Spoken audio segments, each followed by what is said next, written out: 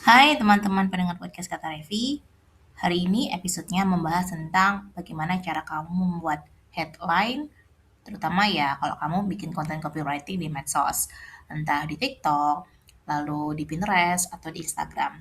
Semoga konten ini bisa memberimu inspirasi dan dengerin sampai selesai ya. Dalam copywriting kita mengenal yang namanya istilah headline.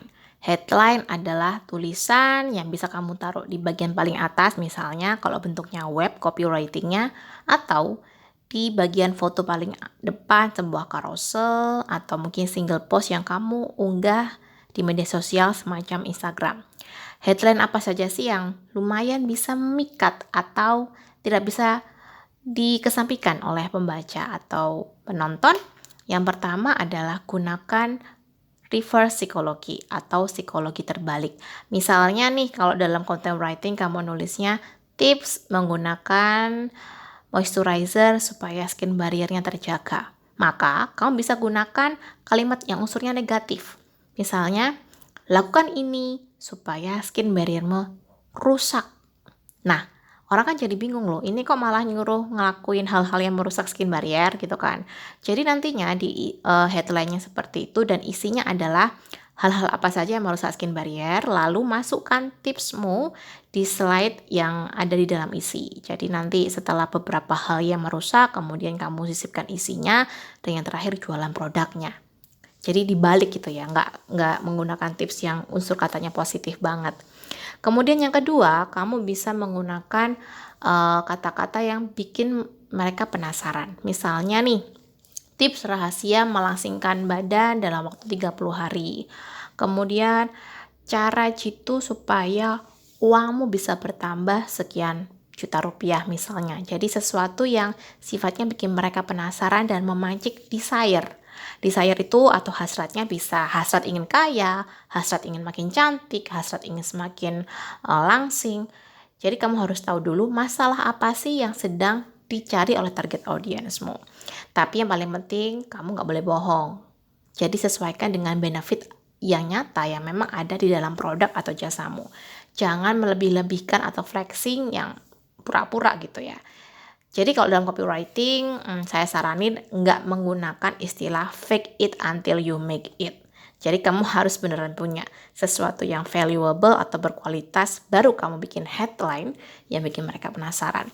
Kemudian yang ketiga, headline yang lumayan bisa menggait ya. Walaupun saya nggak, kenapa saya bilangnya lumayan?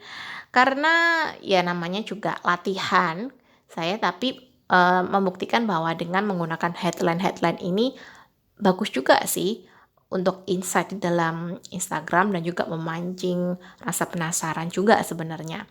Tetapi secara taraf keberhasilan kembali lagi ke kalian. Bagaimana cara kalian punya produk yang bagus dan menggunakannya sebagai kunci untuk menggait calon klien lewat copywriting. Nah, yang terakhir headline yang menurut saya juga cukup bagus adalah gunakan angka. Maksudnya adalah angka ini menunjukkan seberapa jelas sih step-step yang bisa didapatkan atau harus dikerjakan oleh pembaca supaya bisa memperoleh hasil yang mereka inginkan. Ini mirip sesuai dengan content writing.